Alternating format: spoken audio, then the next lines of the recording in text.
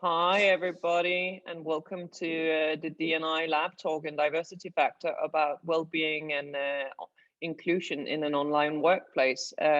We can see a lot of you coming in right now, so I'm just gonna take 1 or 2 minutes to get you all in from the waiting room until we start up with Hanne, who you can hopefully also see on the screen. It's great that you're joining us. Please remember to rename your names on the screen and maybe enter your company and where you're from when you're joining us if you haven't done so already. Especially in terms of the Q&A at the end, it's always great to see who we're talking to and where you're from. So yeah, but I'm just gonna give you 1 more minute to get into to the room to have you all here, and then we're gonna slowly but surely kick off. And as you can see, Konstantin is also very present in the chat function. Feel free to bring that up on your screen. It's also where you can ask questions ongoing, and I will make sure to pick them up and get Hanne's expert view on them also. So we will be monitoring that throughout the conversation. But I can see a lot of you still coming in. So we're just gonna give it 1 more minute before. And everybody, hi to everybody new who just joined us and coming in from the waiting room. We will kick off soon.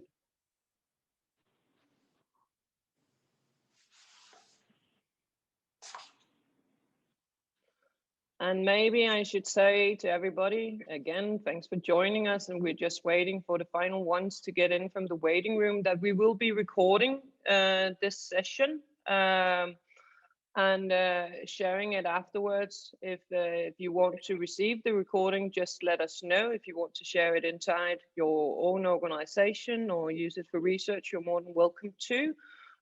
So that's just a matter of reaching out to Konstantin after the talk, and then you can get the full recording of this conversation.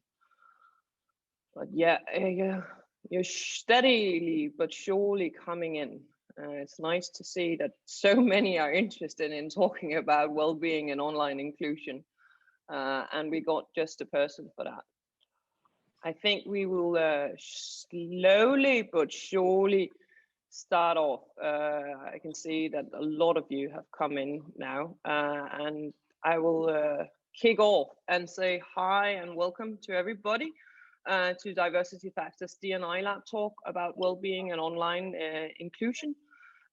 We have you here for an hour. You're more than welcome to post questions in the chat function as we go along, and I will make sure that we bring them up with Hanne Blume.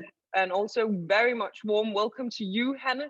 It's lovely to see you again. I will introduce you shortly and also give the word to you, but you are an expert here today. You are the CHRO in TDC NET, and you have been working for a long time, not just in TDC NET, but also in Ørsted with HR, and especially also the future of work. And especially with how to pioneer digital collaboration in digital world. So you are a perfect fit for this conversation. That's at least what we thought in Diversity Factor and why we reached out to you. On behind the screens, which you can't see, is Konstantin from Diversity Factor, who's running this show and producing everything from it. So when we say next slide, it's because we want Konstantin to shift to the next slide. And that's what I'm saying right now. So please, next slide, Konstantin. Just to give you a brief introduction, about Diversity Factor. We're basically your standard management consultant agency, but we have a specific lens on diversity and inclusion. And we are, as companies, also very picky. We're not about hauling and dragging you, kicking and screaming into the world of diversity and inclusion. We're there for you if you have had that penny dropping moment, as we say, that building an inclusive environment where diversity thrives is actually the thing that sets your organization free and let your organization work in a better way, in a happier way, and in a much more effective way, where innovation and new ideas will thrive. And we do this on the next slide through specific themes, as you can see. And one of this is our D&I Lab Community, which this online talk is a part of, where we host events. We like to meet face to face, however, we're in a pandemic, so that is not what we can do right now, but instead we meet online for these talks where people interested in diversity and inclusion, whether or not you're working with it from a professional manager, professional side sitting in HR can join, but diversity and inclusion is a much more holistic discipline also. So if you're working within strategy or communications and so forth, you're also more than welcome to join our D&I Lab community. We host workshops, we do impact talks, and we do your standard consultancy from analysis and data investigation all the way from strategy to strategy and implementation. And lastly but not least, we are spending a lot of time on developing online learning right now.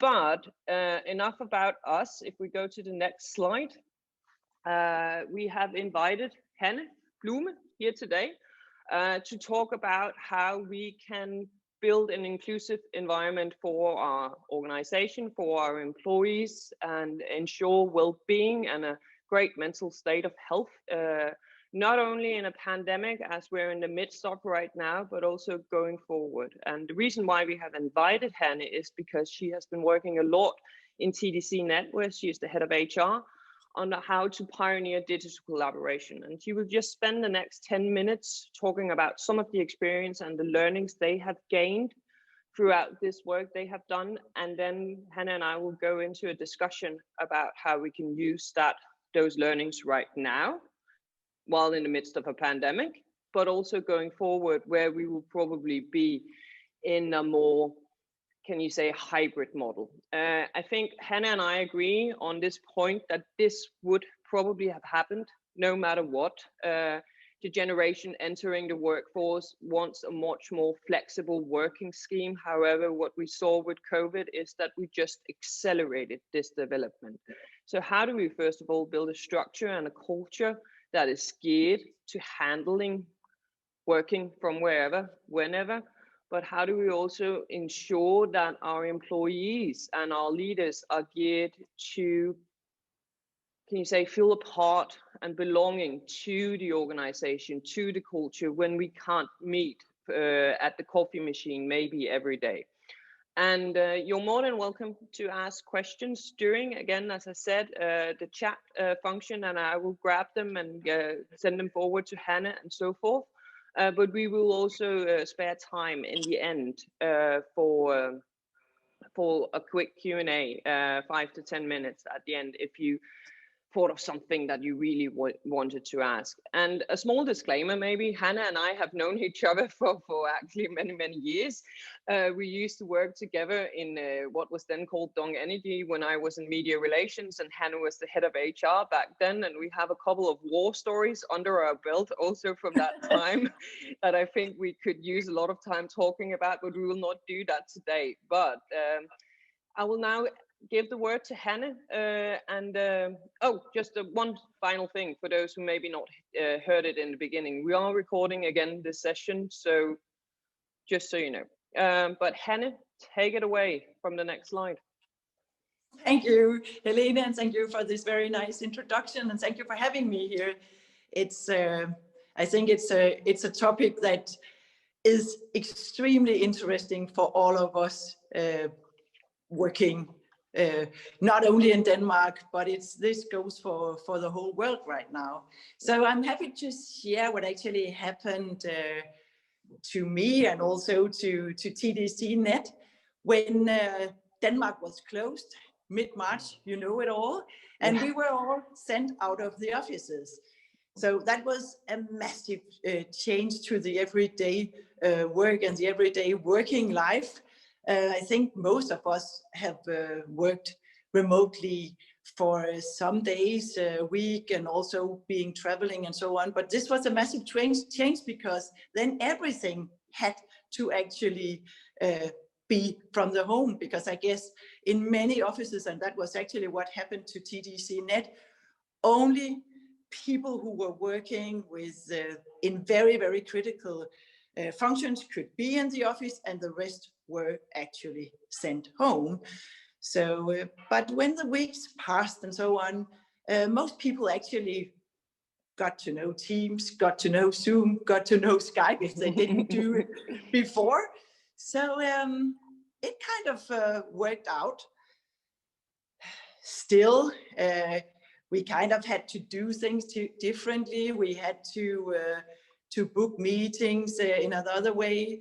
If people hadn't done walk and talks before, it kind of started up. We kind of also had to move the coffee talk into this virtual room and so on. And it actually, it worked quite well, even though I should say that people who were working from home 5 days a week definitely also missed things from the workplace and missed their colleagues. And I guess also a lot of us can definitely recognize this now. But when we came into June, and maybe TDC NET and TDC was a bit cautious. Some would say overcautious, but that's because we definitely had to be able to have people to really handle the infrastructure. You know, we are rolling out fiber and running both the fixed connections and the mobile network. So this definitely had to work for sure. But when we invited people back in the offices late in June, we kind of saw that they didn't show up, all of them, which was quite a surprise. So we decided to see, should we maybe make up a survey and see how they actually felt working from home? And it was a bit of an eye-opener because, as you can see on this slide, close to 50% actually felt that they had more flexibility to arrange their working day. Also, 65% felt that their work-life balance had improved. 70% said that they felt that they were more efficient. 82% felt equally or more motivated, and that was confirmed by the leaders. So more than 90% of the leaders actually confirmed that their teams performed equally or better. So that was an eye-opener, at least to me and to many. And close to 60% also felt that this had another impact, because they felt that they gave something back to the society by emitting less CO2 while commuting and so on. So it turned out that people were actually well off. So we were kind of thinking, maybe we should actually take this up and take this as an opportunity to actually develop the workplace.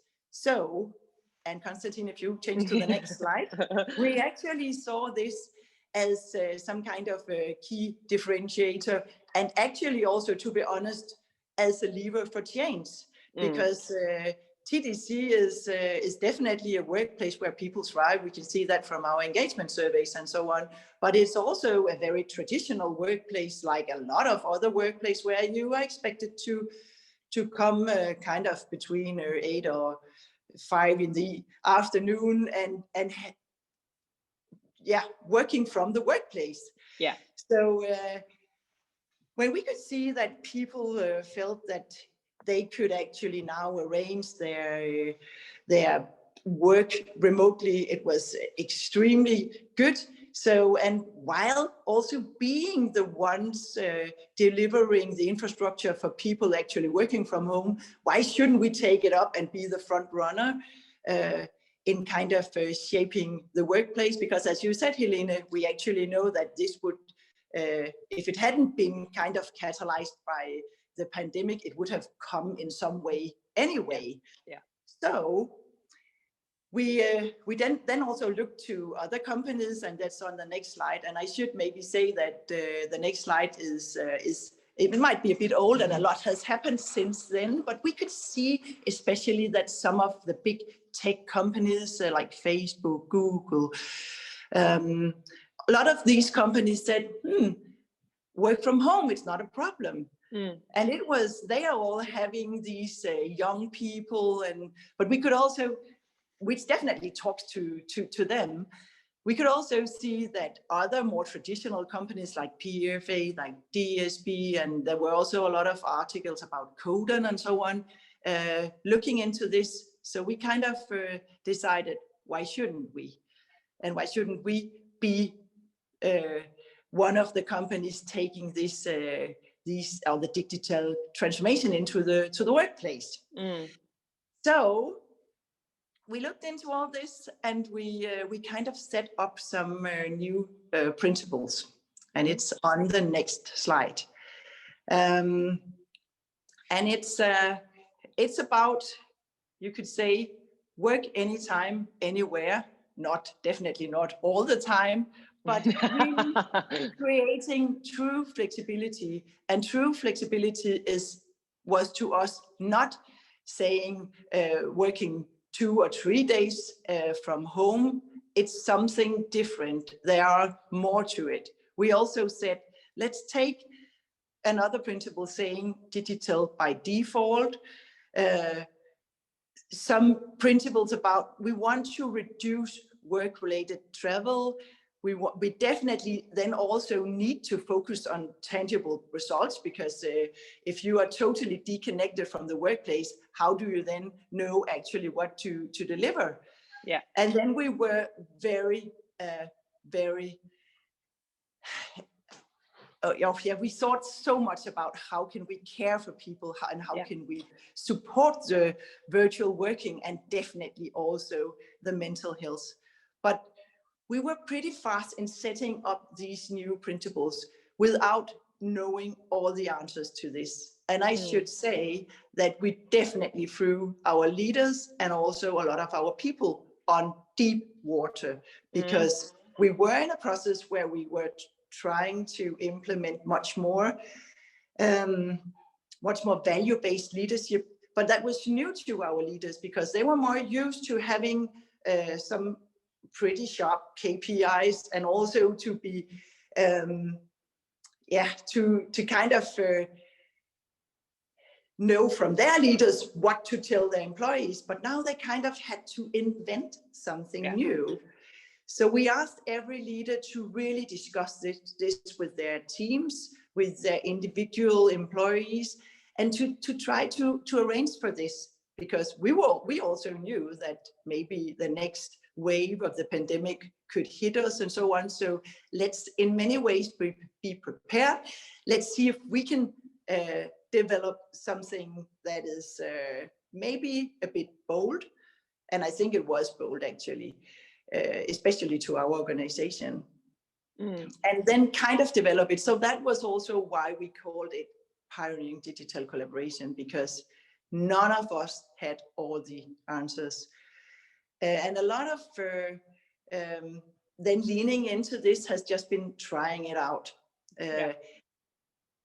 Talking in the teams on how can we drive culture, how can we impact culture, how can we keep people motivated, how can we actually onboard new people, because that was really, really different. And a lot of innovation actually kind of started growing.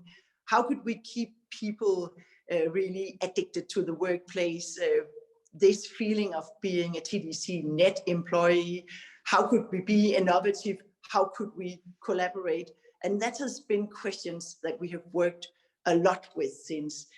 Also questions about would this change the roles? Would it change as well diversity? And from being into all these meetings and so on, we could actually see that sometimes that new people could shine when this was or when meetings were done virtually. Others a lot of roles and way we worked really changed, but we were discussing it and really taking out time to develop this.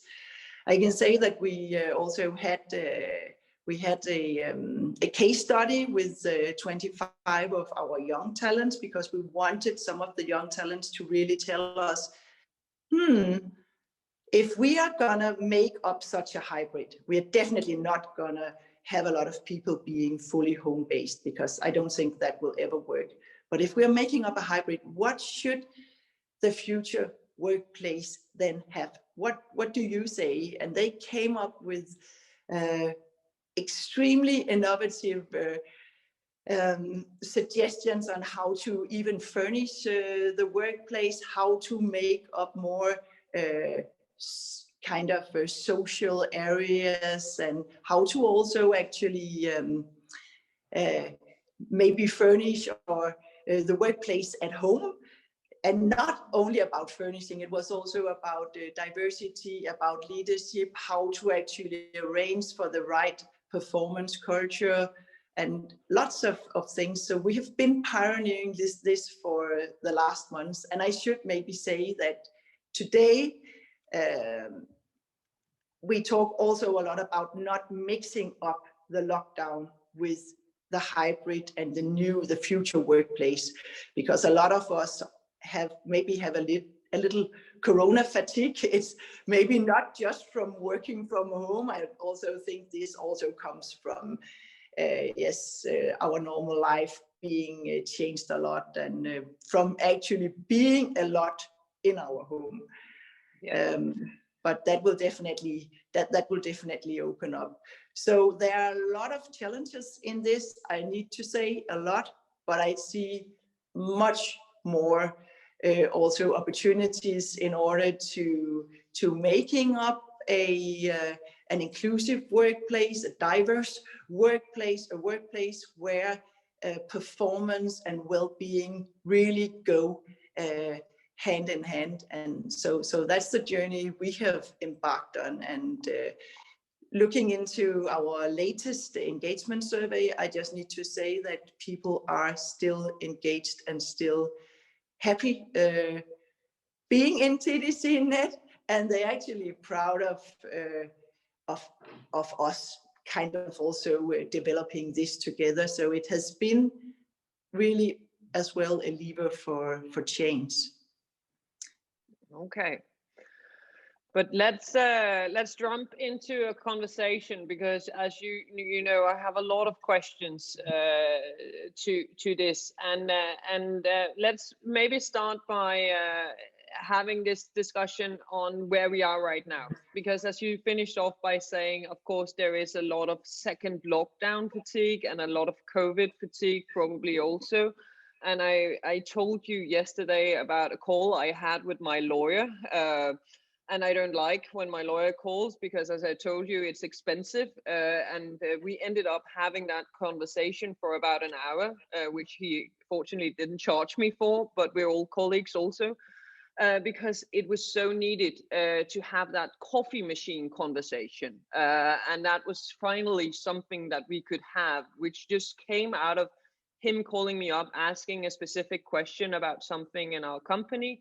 And then it developed into that coffee talk machine that you have on an everyday workplace that we're so caught off from right now.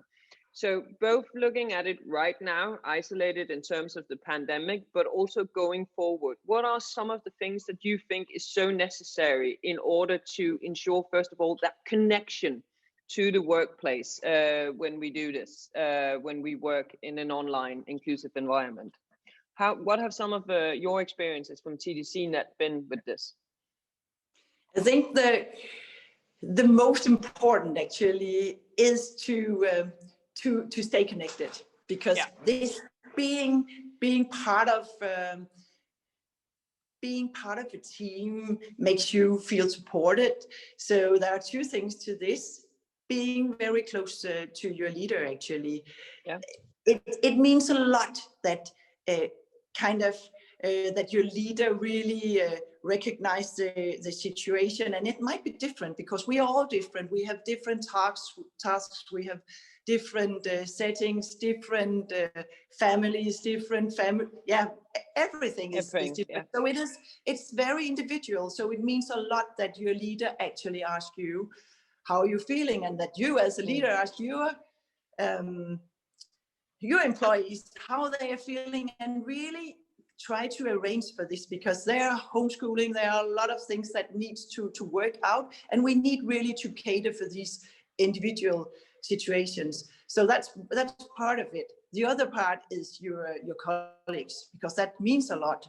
And I think we all actually miss the coffee talks and so on. So you kind of need to move the coffee talks and the more informal conversations you have and so on into this virtual room, or arrange for something else. So we have had a lot of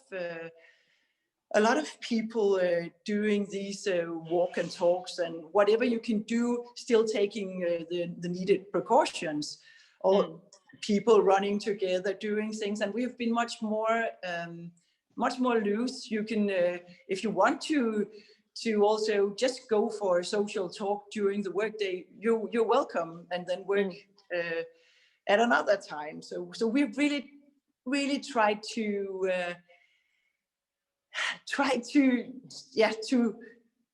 move the coffee talk to different settings, and made up yoga sessions, whatever you could do virtually online, and always having this social talk before and after. Talked a lot about it's okay to just call a colleague. Maybe you wouldn't call a colleague just to talk like your lawyer did, but sometimes that's what we need. Yeah. So do something different, and don't be afraid of telling people, I call you because I need someone to talk to. And everyone actually likes that. And maybe you don't just help yourself, maybe you also help the colleague you call. So we have been discussing a lot in Diversity Factor that this situation has actually pushed leaders to lead, that need for empathy, that need for trust, and that need for seeing your individual team members for who they are and where they are in their life. As you say, are they homeschooling children, or are they single, living alone, for example, from a foreign country with no relations?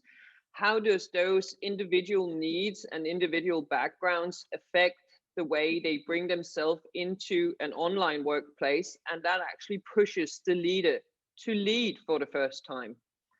Have you seen that same development in TDC NET and overall?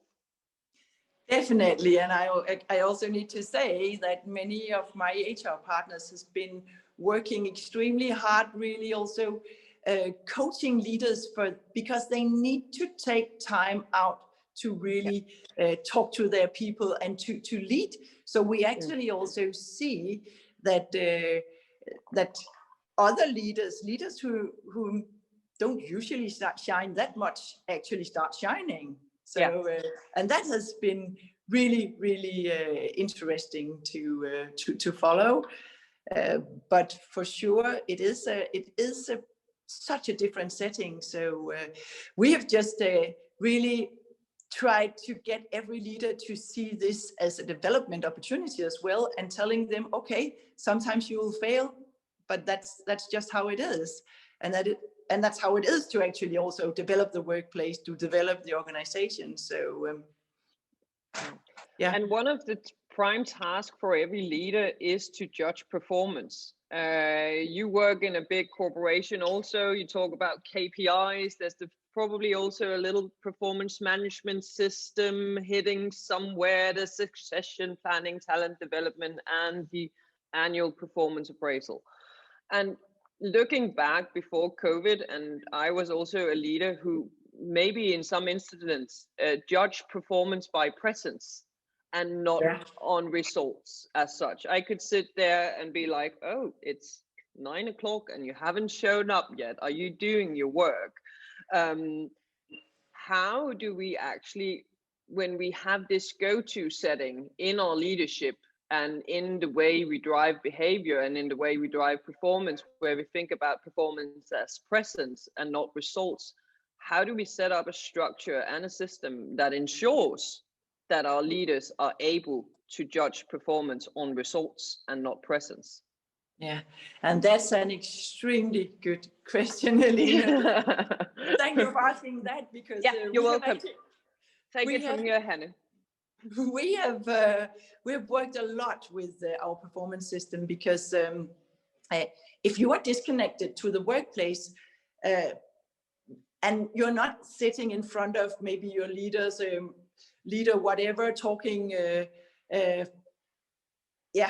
or kind of all the day during your or during the day about your tasks and so on. You need something else. So we have really worked a lot with our how to make sure that we become much more output focused, and how to make sure that we then both still take the learning into the way we work now, and so we've actually changed the way we see performance to something much more forward leaning, making sure that every leader has for sure one-on-ones with their employees. That's nothing new, but making sure that these one-on-one talks are actually also about your tasks and your learning and so on, and being very, very sure that expectations are aligned. So much more output focused, much more. Yeah. So it's a new way, and it's also a new way of leading, because I think a lot of one-on-ones has just been, how are you doing, Helene? All good? Yes, all good. And but so you need to be much more focused on what you actually talk about, and be very, very clear as a leader on what you expect from your employee. And I think that is actually one of the positive developments that will arise from this, is actually that the leadership discipline is now being actually viewed as a leadership discipline, that you actually have to lead. You have to see the individual employees from where they are in their life stage and what their background is and so forth, but you also have to drive performance through results and output, and not on presence and potentially that unconscious bias on who is in the room and who do you like and who looks like you and so forth. But that is one thing about leaders, and also structure, as you say, looking at your performance in another way. But I'm sitting here, yes, I have a blazer on, but I'm also, I think I can be honest to say that I'm in sweats under the table because I'm sitting from home. That whole well-being factor, that whole taking care of mental health, that whole feeling included when you can only see each other on a screen. We know that social relations and happiness is so much attached to meeting with people and seeing them face to face. If we can just take one concrete action, how do you onboard in an online world? How do you bring in a new person into the culture, into the team, into the structure, into the entire organization of TDC NET, which is a pretty large company with a pretty, can you say, clear business strategy, but also complex business strategy? How do you do that? And that's difficult, and many, I've seen studies saying that onboarding actually takes longer time. So I'm looking forward to kind of to get out of the lockdown and more into a hybrid, because then I think you can actually do it. But we changed immediately all our onboarding sessions and so on to virtual, and it works quite well. So we are definitely conducting the normal onboarding sessions, with presenting the whole strategy, the organization, and so on. But we also tried to be a bit innovative and made up videos from the offices, from some of our premises, showing also how we actually roll out fiber and swap from 4G to 5G and so on. So it was a lot of making up videos from the offices, videos from everywhere. But it takes longer time, and it also takes a lot from both leaders and employees to really reach out to new people. But having said that, we have actually also measured how people feel welcomed, how they feel included, and they actually say it works really well. We feel okay. Some of them said we've never been onboarded that well before, because you've been so done so much. So maybe we have done more. I think we have. So this is actually, if you can say it like that, the pandemic is actually pushing the need for inclusion and pushing HR into a much more strategic place on, what can you say, designing that inclusive culture and that inclusive workplace, because you're now in the midst where you can't see each other. Is that something you will see going forward and see developing from this? Yes, and I actually also see that it opens up for new perspectives. When we had our latest engagement survey, we could see a lot of comments that many people felt actually more included. And I was like, how come? And then we look more into the data and we can see we have more or less 40% of our people working from offices in Aarhus and 60% from Copenhagen. It's more or less. And it's often, a lot happens in Copenhagen because that's the headquarters and so on. But people from Aarhus felt much more included because then we were all on the same page. Because we were all on teams. They often felt that there could be 5 people in an office in Copenhagen, and then you were the only 1 or 2 participating by video or whatever. So actually many people felt more included. Yes, because the practice around when we make decision was suddenly moved totally into Zoom or MS Teams, so everybody got the opportunity to be heard. You were also, and they felt, okay, now we're all equal. We participate in the same way. We also saw comments from the engagement survey with people saying, I'm an introvert.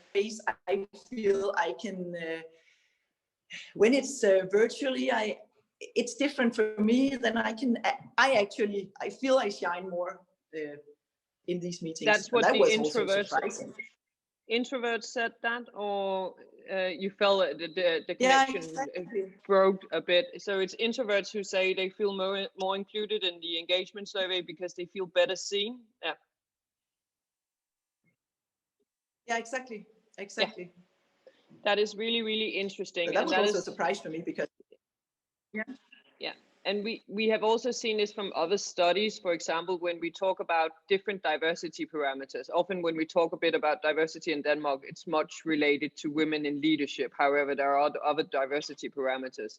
And what we also saw that what people with disabilities, for example, people in wheelchairs, suddenly saw that they could be much more included in the workplace because they didn't have to show up on a physical location. They could work from home where they had the tools that they needed in order to just be who they are, which means that the positive sides of this online digital collaboration is that we can include more people into the workplace. However, as we also talked about yesterday, there are maybe there are some setbacks in other kind of ways. We have seen that women in particular, if we look just at the US, have accounted for 100% of all the job losses in the US due to COVID, mainly because they had to quit their job and work from home or have to school their kids at home and thereby had to quit their job. I also hear it a lot from leaders, especially, and other colleagues and so forth, that they're homeschooling, that kids, they're running the operation at home, and at the same time they have to work. So that's one thing about the gender parameter. But another thing that we're also seeing is, for example, that expats, internationals, people moving here from other countries are having a hard time right now because, as we talked about also, Denmark is a cold country to come to. It's not like we're big on network and relations and inviting foreigners into our house and for dinner and so forth. And they feel when they don't have that ongoing day-to-day talk at the coffee machine, that they feel disconnected from social relations, especially when working from home. What are your inputs, or how have you worked with this, both in terms of the gender diversity of the potential mental health overload for women in this situation, but also in terms of the international setting? How do we secure those relations so we can actually retain the talents afterwards when the pandemic is over? I know that's a big question.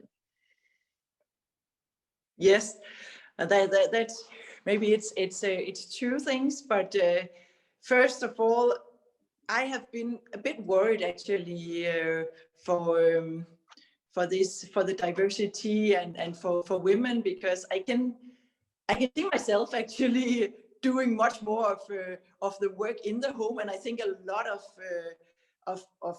women do that. And I don't know why. Maybe it's because it's expected in some ways, but I see a lot of women actually kind of taking the full responsibility for whatever, for all the housework, for the homeschooling, the children, kind of organizing all this. And I need to say, be careful, because this can push women a bit back. So if you are two parents at home, make sure to share this, because I just see a lot of women being overloaded, and that's not good. That's one thing. The other thing I can be a bit worried for is that we have made agreements with our employees and kind of who can work from home also when we go back to a normal situation, because not all jobs are fit for it, but it's a lot of women taking this opportunity, and that's good. So I could be a bit afraid of, will it be the men coming back at the offices, and then the men who will be seen, and the men who will then be promoted, and so on. So that's something I'll really watch out for. What kind of responsibility do we have as leaders in engaging in that conversation? If you're sitting there as a leader in front of an employee who's corona fatigue in the second lockdown with a homeschooling kid, and the laundry machine is running, and the pressure from the next deliverable to the boss is coming in, and they're like, I can't do this anymore. I don't want to do this anymore. I'm done. What responsibility do you have as a leader? Can you only talk about their professional life, or do you actually also go in and talk about their personal life? That's a question we've had a lot of times. Also, it's the same. Like, can you ask people if they sleep well, or if something is wrong with their kids or whatever? Yes, the answer is clear, and it's yes. I don't think you can afford not to ask these questions. No. And I think you really need to show empathy and so on. But it's for sure, it's a balance, because your employees are adult people for sure, and you should definitely treat them that way. But you need to show empathy, and I think you need to take care. So it's a way of taking care. So yes, I think you can ask these questions, and I think you are allowed to do it. You just need to show as much empathy and so on as you can. So it's a clear yes. Yeah, we got a question coming in from the chat that I just want to pose. I think we will get back to how do you handle the international relations, also especially for non-Danes working in this environment. But this is maybe a bit related to also one of the concerns I have, especially early career associations, and how to create an informal learning environment.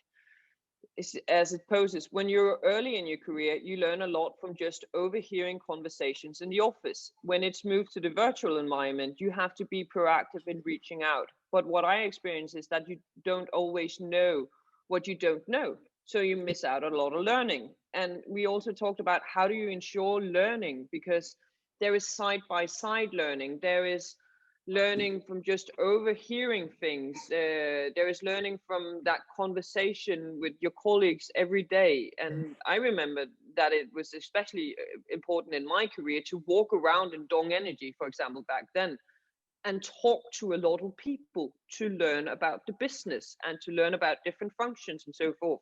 How do you do that if you are not that proactive extrovert type of person who just stumbles into everything? And that's also an extremely good question, because it's really difficult. And I think that I know there are a lot of HR people here today, and we all know that you learn most of what you learn during your career is on the job. So I think this is something that we will really need to cater for, and we will need to set up kind of new rooms for learning, and when we are actually allowed to really get back on the workplace, I also think we should think a lot about how do we then use the workplace, and we need to really make up sessions, rooms, days, whatever, that really invites to collaboration, innovation, to more. And when I think maybe part of the answer is that when you then are in the offices, there should be much more time freed up to these conversations, and maybe it may sound very simple, but it might also be about having areas where you can sit down and just talk to colleagues. So I think we will miss out on part of this for sure. Yeah. But are we looking into some kind of hybrid model when we're out of the pandemic, that the office is used for learning, for collaboration, for relationships building, cross collaboration, whatever, and then the home office is used for operation? Of course, operation in terms of what it is that you actually need to deliver, if it's that slide deck, or if it's that press release, or if that's HR strategy and so forth. So when we are at home, we dive into the specific deliverables, and then when we are at the office, we collaborate, we learn, we talk, we innovate. Is that a hybrid model you imagine going forward also for TDC NET? Yeah, I think so. And that was at least also what our young talents told us. And it's definitely my ambition is to make TDC NET cooler than Google or whoever in all this. So, but you still need to have some to look up to, and I can see that is actually the way they do it. Google, Facebook, some of these more very digital workplaces. So I think that might be part of the answer. Okay.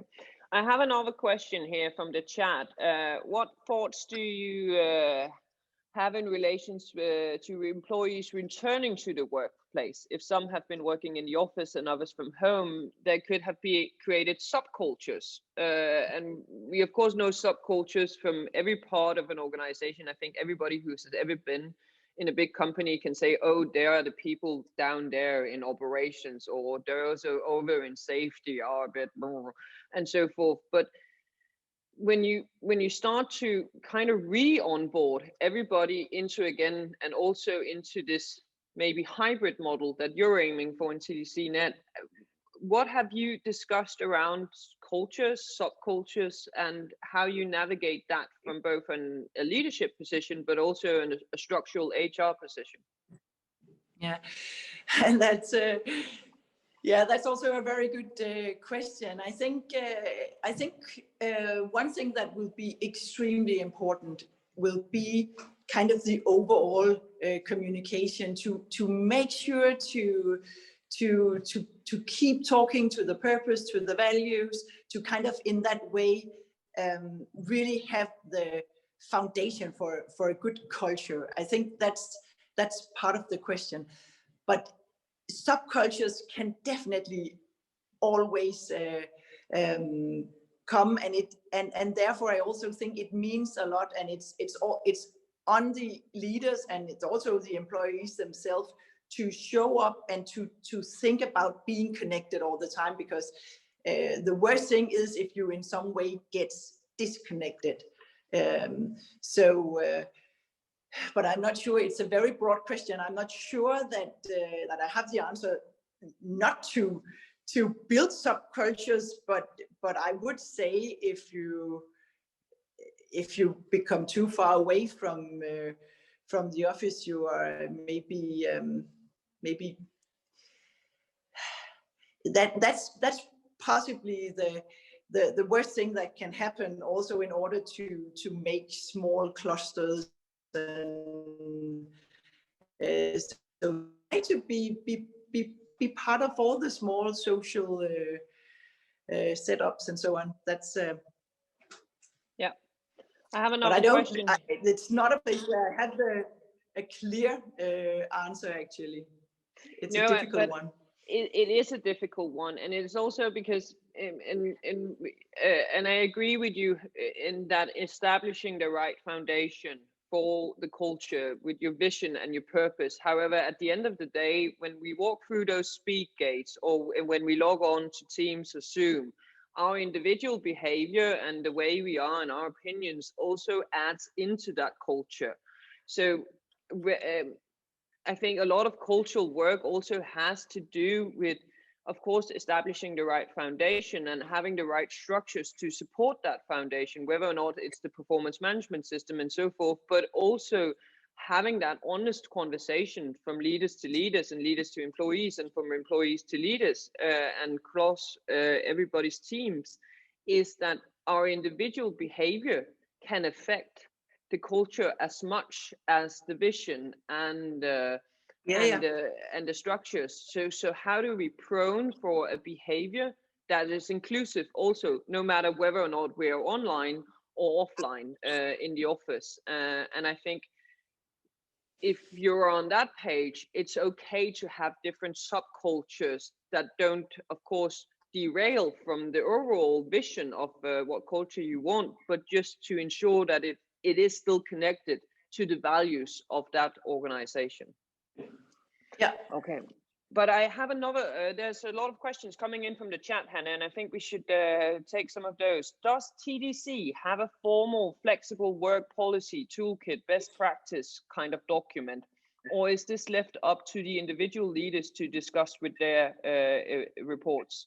Especially from working remotely, how do we ensure that it's not just the usual people who are invited to the virtual meetings, but the right people? This is especially critical when the in-person office talk don't happen. So, but this also goes for offline meetings. How do we ensure that we actually invite the people needed and not those who we just, oh, I just invited Peter because he was on the last project and he knows how to do this and I worked with him before. So how do we ensure that? Do you have a standardized policy that you send out to leaders, or how do you train them to ensure that it's the right people on the right projects and the right people in the right meetings? I don't see this as very different from when we were meeting physically. Then you always, as a leader, have the responsibility to make sure that it's the right people on the tasks and so on. So I don't know if it's a question of do we actually invite all people necessary, but I think that's more or less the same as when we meet physically. But to the question if we have a manual for how to do all this, is that some kind of standardized document? And then the answer is no. A lot of our leaders asked for it, and especially from the beginning, because they wanted to know how to, but I want them something else. So what I said in the beginning, we've thrown them out on deep water, and it is deep water, and it may be too deep for some of them, but I want them to pioneer. I want them to develop this, develop the right way. So it is still a bit blurred for some of them, but I think we are kind of also being more and more value-based. So they need to take the responsibility, and some of them, I actually think some of our leaders may fail on this, I'm sorry to say, but most of them are actually leaning in and develop what fits their part of the organization. And I don't see a lot of subcultures growing. I actually think we are still, but it's something I'm looking very much into, and I'm really watching out for that. It's simply, it's extremely urgent that part of the business doesn't derail into something else, for sure. But I want them to pioneer, and that's why we've called it Pioneering Digital Collaboration. But it's tough on some of them. Yeah, it's brave. We have 2 more questions, at least here, from what online events that are budget friendly have been successful for you? And this is, of course, I think what we're talking to here is also how can you engage employees? The Christmas lunch is off. Of course, there's the town hall, but have you thrown any kind of online events for your employees, talks, or have you done anything in connection with that? Because that whole social gathering has maybe been off. I remember when working in corporate, then there was a wine bar one day, and then the art association did something. You know, these kind of personnel organizations that hosted different events. Have you done anything in terms of that? Yeah, for sure. We have also tried to really engage all employees in this. So if we start with the more social activities, we had some people being yoga instructors who said, okay, I'm happy to be your online trainer. So we set up kind of yoga classes and different things, but coming from people who actually just volunteered to do this, and I like that because then you also feel part of a team and part of something, and we did something together. And I also know that some set up kind of a running club and you know, small things which you could do with the needed precautions. But we have definitely also had virtual learning sessions and so on, but people get a bit sick of too much of that now because of this is the second lockdown and not a hybrid. But for sure also, yes, we also had to cancel the Christmas lunches, which is people were really sad when that happened. But then we sent out Christmas boxes to everyone, and I think most teams then had some kind of a virtual Christmas lunch, not the same as being together, but I just saw people being very innovative, and someone had played what is in Pictionary or Tie-Nugget, virtually lots of things which they still talk about. So I think it was not the same, but it was actually okay. And I see a lot of companies doing things like this, and it works because then you need this small laugh and so on, and that's where exactly. A question here, you mentioned it briefly, but any thoughts on how to ensure, and that's what I wanted to come back to also. So Line, thanks for asking the question. Any thoughts on how to ensure the well-being of international expats when we all work from home? This can be a challenge, especially if you're new. We also talked about this. Danes are not the easiest people to make relationships with. We're very much, we go to work and then we go home and then we have our own circle of friends and family that we engage with and so forth. And I'm hearing from a lot of leaders that when they have international talents in their team, whether or not from Europe or Asia or Americas, that it's really, really hard for these people because they sit at home during the workday, and then in the weekend they're still at home, and their families are maybe in Italy or in the United States or in Singapore, and they don't have friends as we do. And that social relations dimension of well-being, how do you work with that? And especially also if we go into a hybrid model going on, how do we ensure that we can actually retain, first of all, those talents, but that they also feel included and feel like they belong?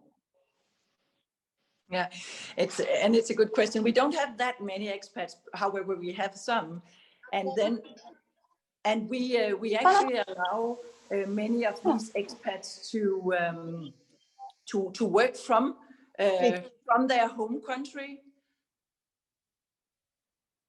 Sorry, Hanne, I think there's just some noise, but continue.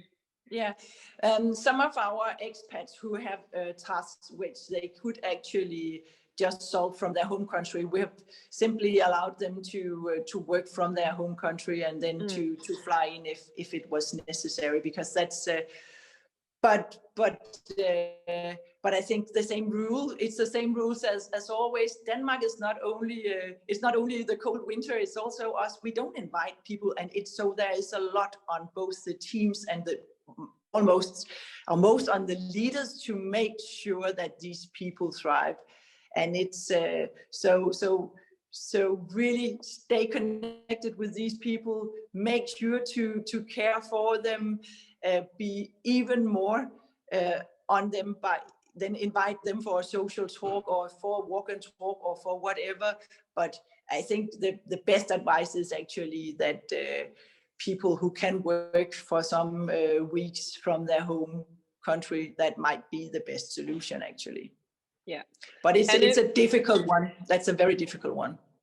Hanne, everybody is saying thank you in the chat because they have to run into the next Zoom box or the next MS Team box, and we're also running out of time. So just to everybody still on here, Johanne from Estée Lauder just proposed that you can also connect expats to experts, thereby giving them that relations and ensuring that social relations. But we will finish off the recording and send it to everybody afterwards. But Hanne, once again, thank you for joining us for this D&I Lab Talk from your home and from my home. It was a pleasure to talk to you again about online inclusion and well-being. And thank you. But everybody, thank you so much, and we will be signing off now.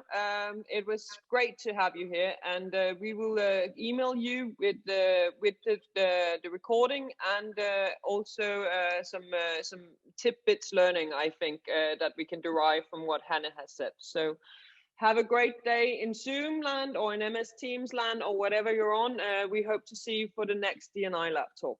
Ciao. Ciao.